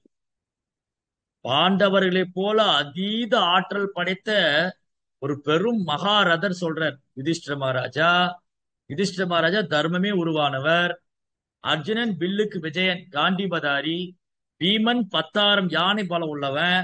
இவங்களே என்ன சொல்றாங்க, பகவானுடைய கருணையால தான் எல்லாம் நடக்குது. நம்ம பாருங்க, ஒண்ணுமே இல்லாம சொல்லுவோம், நான் தான் முயற்சி பண்ணேன், என்னாலதான் நடந்தது. உன்னால என்ன முயற்சி பண்ண முடியும்? யாரு உனக்கு அந்த சக்தி யாரு கொடுத்தா? இல்லையா? இன்னைக்கு நம்ம நினைச்சிட்டு இருக்கோம், நான் அதை கண்டுபிடிச்சேன், இதை கண்டுபிடிக்கிற உனக்கு புத்தி யாரு கொடுத்தா? நீ சயின்டிஸ்டா? உனக்கு மூளை யாரையா கொடுத்தா? உன் மூளை எங்கிருந்து வந்தது? உனக்கு புத்தி எங்கிருந்து வந்தது? யாரு கொடுத்தா? அதுக்கான தேவையான உபகரணங்கள் எங்கிருந்து வந்தது? முதல்ல நீ யாரு? நீ சொல்ல, நான் நினைச்சிட்டு இருக்கலாம் நான் தான் படைச்சேன், நீ யாரியா? நீயே பகவானுடைய ஒரு சிறிய அம்சம். இந்த ஆத்மாவே பகவானுக்கு சொந்தமானது. நீ பகவானுக்கு சொந்தமானவன், நீ என்னத்தை கண்டுபிடிச்ச? அது ஏற்கனவே இருக்கிறது இருக்குன்னு சொல்லியிருக்க, அவ்வளவுதான். ஏற்கனவே இருக்கிறது இருக்குன்னு சொல்றதுக்கு என்ன பெரிய புத்திசாலித்தனம் தேவை? அது ஏற்கனவே சாஸ்திரத்துல இருக்கு. பூமி உருண்டையா இருக்குன்னு ஏற்கனவே சாஸ்திரத்துல இருக்கு, நீ ஆராய்ச்சி பண்ணி சொல்லிட்டு இருக்கு, அவ்வளவுதான். பூகோளம்ங்கிறது சாஸ்திரத்துல இருக்கு. பாகவதத்துல பூமி பூகோளம் சொல்லி, இந்த விஞ்ஞானி உட்காந்து ஆராய்ச்சி பண்ணி அது பூமி தட்டையா உருண்டையா சதுரமா செவ்வகமான்னு அதை ஆராய்ச்சி எல்லாம் பண்ணி ஒருத்தனை கொண்டு போட்டு கடைசியில சொன்னாங்க, ஆமா பூமி உருண்டைதான். ஆனா இது என்ன, இது ஏற்கனவே சாஸ்திரத்துல இருக்கு. அதனால இங்க அடுத்த முக்கியமான பாயிண்ட் என்னன்னா, என்ன நம்ம முயற்சி செய்தாலும், என்ன நம்ம கடினமான முயற்சி செய்தாலும் பகவானுடைய கருணையால் தான் எல்லாம் நடக்குது. என்னுடைய முயற்சிக்கும் அவர் தான் காரணம், அதற்கான அனுகூலமும் அவர் தான் பண்றாரு, அதற்கான அனுகிரகமும் அவர் தான் செய்யறாரு. எல்லாமே அவருடைய கருணை, பகவானுடைய கருணையில தான் எல்லாம் நடந்தது. இதை யுதிஷ்டிர மகாராஜா நன்னா புரிஞ்சுட்டார். அந்த பொருளுரையில ரொம்ப அழகா சொல்லியிருக்காரு. கடின உழைப்பு அல்லது நேர்மையற்ற வழியில் மட்டுமல்லாமல் பகவானின் கருணையும் ஆகும். அதாவது இந்த உலகத்துல இவ்வுலகத்தின் வசதிகள் கிடைப்பதற்கு ஒருவன் கடின உழைப்பு. இந்த உலகத்துல ஒருத்த கடினமா உழைச்சிருக்கலாம், இல்ல ஏதாவது நேர்மையற்ற வழியில் கூட சம்பாரிச்சுக்கலாம். அது எல்லாமே பகவானுடைய கருணை இருந்தா தான் சாத்தியமாகும். ஒருத்த என்ன முயற்சி பண்ணாலும், அவன் நேர்மையா முயற்சி பண்றானோ நேர்மை இல்லாம முயற்சி பண்றானோ, என்ன முயற்சி பண்ணாலும் பகவான் அனுகிரகம் பண்ணணும். பகவான் அனுகிரகம் கிடைக்காது. சுய முயற்சியுடன் பகவானின் அருளும் வேண்டும். கலியுக மனிதன் பகவானின் அருளில் நம்பிக்கை கொள்ளாமல் சுய முயற்சியில் மட்டுமே நம்பிக்கை கொண்டிருக்கிறான். இந்தியாவில் புகழ்பெற்ற ஒரு சன்னியாசி கூட சிகாகோ நகரத்தில் சொற்பொழிவாற்றும் பொழுது பரமபுருஷின் அருளை மறுத்தே பேசினார். ஆனால் ஸ்ரீமத் பாகவதத்தில் நாம் காண்பதை போல் வெற்றி அளிப்பதற்கு இறுதியான அனுமதி பகவானின் கரங்களில் தான் உள்ளது. இதுவே வேத முடிவாகும். யுதிஷ்டிர மகாராஜா தமது சொந்த வெற்றிக்கு பகவானின் அருளே காரணம் என்பதை ஒப்புக்கொள்கிறார். எனவே மிகச்சிறந்த அரசரும் பகவத் பக்தருமான யுதிஷ்டரின் அடிச்சுவட்டை பின்பற்றி வாழ்வை பூர்ண வெற்றியடைய செய்து கொள்ள வேண்டும். பகவானின் அனுமதியின்றி ஒருவரால் வெற்றி பெற இயலுமானால் நோயாளிகளின் நோயை தீர்ப்பதில் எந்த மருத்துவரும் தோல்வி அடைய மாட்டார். இல்லையா? நீங்க டாக்டர் என்ன சொல்லிடுறாரு, நாங்க எல்லாம் முயற்சி பண்ணிட்டேங்க, நீங்க உங்க கடவுள்கிட்ட பிரார்த்தனை பண்ணிக்க. மிகச்சிறந்த மருத்துவர் ஒருவர் மிகவும் முன்னேற்றமான சிகிச்சை முறையில் ஒரு நோய்க்கு சிகிச்சை அளித்த போதிலும் மரணம் சம்பவிக்கிறதே அப்படின்னா டாக்டர் காப்பாற்ற வேண்டியதானே? ஏன் ஒரு நோயாளியை டாக்டரால காப்பாற்ற முடியுது, ஒரு நோயாளியை டாக்டரால காப்பாற்ற முடியல? அப்ப பகவான் மனசு வைக்கணும், இந்த ஜீவாத்மா உயிரோடு இருக்கணும், இவன் போகணும். அவன் காலம் முடிஞ்சுதா? ஒருத்தனுக்கு காலம் முடிய போகுதுன்னா டாக்டர் தலையில நின்று அவனை காப்பாற்ற நினைச்சாலும் காப்பாற்ற முடியாது. அதே சமயம் ஒரு முடியக்கூடிய காலத்தை பகவான் நினைச்சாருன்னா அவர் நீடிக்க முடியும், அதை அவரால் நீடிக்க முடியும். எனவே நல்லதோ கெட்டதோ எல்லா செயல்களுக்கும் பகவானின் அனுமதிதான் உடனடியான காரணமாகும். ஒருவன் தான் அடைந்துள்ள வெற்றிகளுக்காக நன்றி செலுத்த வேண்டும். நம்ம இந்த உலகத்துல என்ன கிடைச்சாலும் அது பகவானுடைய கருணையை எடுத்துட்டு அவருக்கு நன்றி சொல்லும். அதனால யுதிஷ்டிர மகாராஜன் நன்னா புரிஞ்சுட்டாரு, எல்லாமே பகவானுடைய கருணையில தான் நடந்தது. சரி, லாஸ்ட் ஸ்லோகா. பஷ்யோத்பாதானரப்யாக்ர திவ்யான் பௌமான் சதைகிகான் தாருணான் சம்சதோத் அதூராத் பயம் நோ புத்தி மோகனம். ஒரு புலியின் பலத்தை பெற்றவனே, உயர் கிரகங்களின் ஆதிக்கத்தாலும் பூமியில் விளையும் பிரதிபலன்களாலும் மற்றும் உடலாலும் விளையும் துன்பங்களாலும் எத்தனை இன்னல்கள் விளைந்துள்ளன பார். இவை அனைத்தும் வெகு விரைவில் நம் புத்தியை கெடுத்து ஆபத்தை விளைவிக்க போகும் கெட்ட சகுனங்களாகும். சரி, இப்ப யுதிஷ்டிர மகாராஜ் என்ன ஃபீல் பண்றாரு? இந்த கலியுகம் தொடங்க போகுது, இதெல்லாம் ரொம்ப கெட்ட விஷயங்கள்லாம் நடக்க போகுது, இது நம்மளே அஃபெக்ட் பண்ணிரும். அதனால எவ்வளவு சீக்கிரம் இங்க இருந்து போகணுமோ நம்ம கிளம்பிடணும். அப்ப பகவானுடைய திட்டம் என்ன தெரிஞ்சிடுச்சுன்னா நம்மளும் கிளம்பிடலாம். அப்போ யுதிஷ்ட மகாராஜாவுக்கு இந்த ராஜ்யத்து மேல பற்றுதலே கிடையாது. கிருஷ்ணர் இந்த பூமி விட்டு மறைஞ்சிட்டாரு தெரிஞ்சுது, அடுத்த செகண்ட் அவர் கிளம்ப தயாராரு. நம்மளா இருந்தோம் சாகர வரைக்கும் விட மாட்டோம். ஒரு வார்டு கவுன்சிலர் போஸ்டே விட மாட்டேங்கிற எங்க உலகத்துக்கு சக்கரவர்த்தியா இருந்த விடுறது. ஒரு சிஎம் சேர்ல உட்கார்ந்து கூட சாகர வரைக்கும் அங்கேயே உட்கார்ந்துருக்குன்னு நினைக்கிறாங்க நம்ம ஊர் மக்கள்லாம். ஆனா யுதிஷ்ட மகாராஜா இந்த உலகத்துக்கே சக்கரவர்த்தியா இருந்தவரு பகவான் இந்த பூமியை விட்டு போயிட்டாருன்னு தெரிஞ்ச அடுத்த செகண்ட் கிளம்ப தயாராயிட்டார். இதுதான் பகவானுடைய பிரிவு தாங்க முடியாத பக்தருடைய அடையாளம். இந்த மாதிரி நம்ம குணங்களை வளர்த்து கொள்ள வேண்டும். கிருஷ்ணனுடைய பிரிவு தாங்க முடியாது. அர்ஜுனன் அழறாரு, யுதிஷ்ட மகாராஜ் அழறாரு, பகவான் இந்த பூமி விட்டு போயிட்டாரு அப்படின்னு. அதனால அவங்களும் துறவரத்தை போக தயாரா இருக்காங்க. சோ நம்ம இதுல அழகழகான பாடம்.